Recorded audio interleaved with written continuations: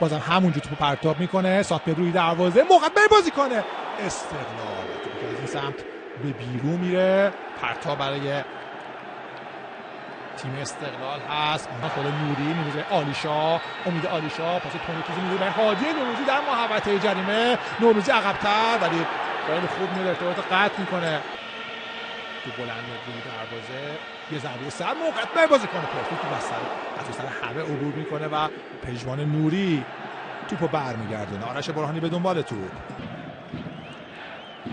پاس بلند از حنیف آموزه، چه پاس خوبی داد حنیف، حاشیه رکزی تو سر توپ میزنه، مقدمه بازی کنه، استقلال یه ضربه بلند زده میشه، نیمکت ذخیره استقلال شدیداً میگن پنالتی بوده، چون بلندشو کارم دنبال میکنن. رضا حقیقی یه پاس بلند خوب مقدمه محمد نوری، فکر کنم هند شد این صحنه، کمک کنن هند رو اعلام کرد از محمد نوری، اونجا چه اعتراضی میکنه، شروع شده اعتراضات،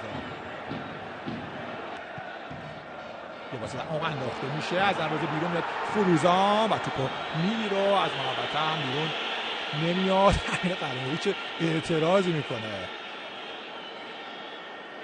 استقلال به بیرون رفته، پرتاب خود پژمان باید انجام بده، بک زده، از یه بازیکن عبور میکنه، ضربه رو میزنه و توپش از کنار دروازه به بیرون میره. سجاد شعبازاده یه بازی خوبه، آرش برهانی مقدمه بازیکن استقلال، ضربه‌ای که به مدافعان برخورد میکنه و توپو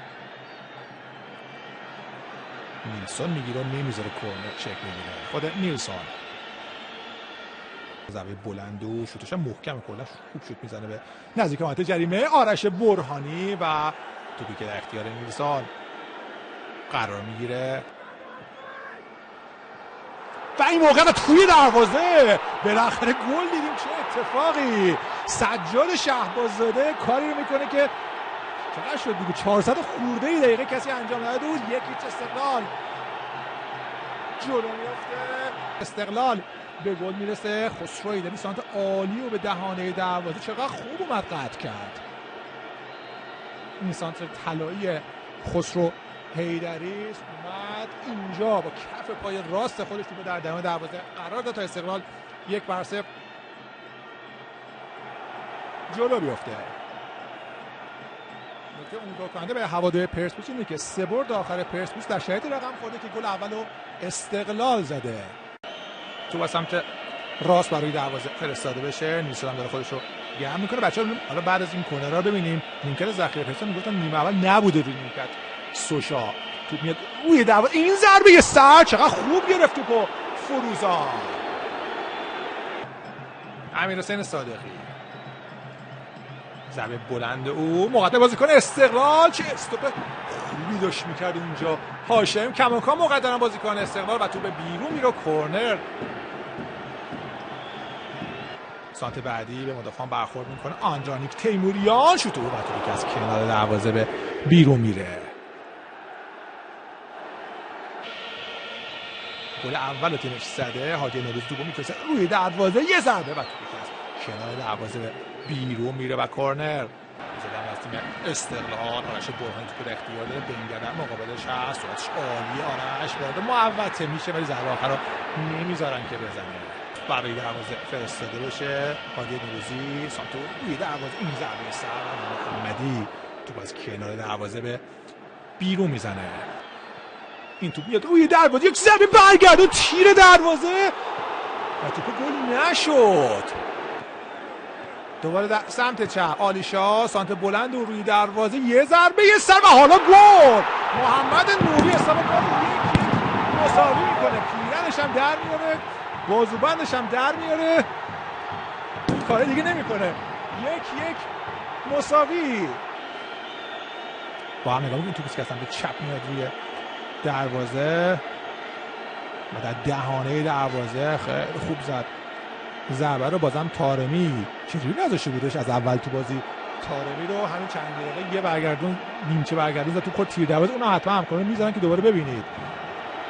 ضربه نیمچه برگردون عجیب غریبه طارمی که به تیر دروازه برخورد کرد. هادی نوروزی سانت روی دروازه و توی دروازه امید عالیشاه حساب میکنه 2-1 میده. او هم پیرنشو در میاره 2-1 به نفع تیم پرسپولیس. کسی هم گل میزنه. از این بازیکن جوی داشتیم ما قبلا. جواد کاظمیان بود، سهراب انتظاری بود، مهدی رجبزاده بود. اینا همه جو میگیرتشون گلو میزنن. هم دیگه میاد تو اومد کارت دومو گرفت و اخراج شد. خوردین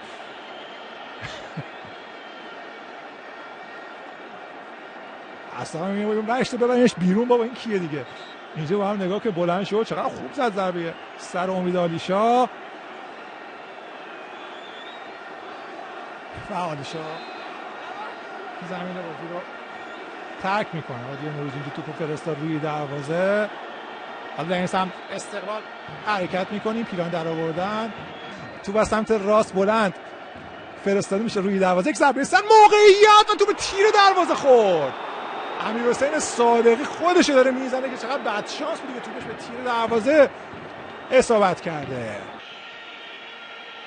موقع بازیکن استقلال هست در محوطه جریمه. این سانت و توپی که به بیرون میره سمت آرش برهانی و توپی که از این سمت به بیرون رفت.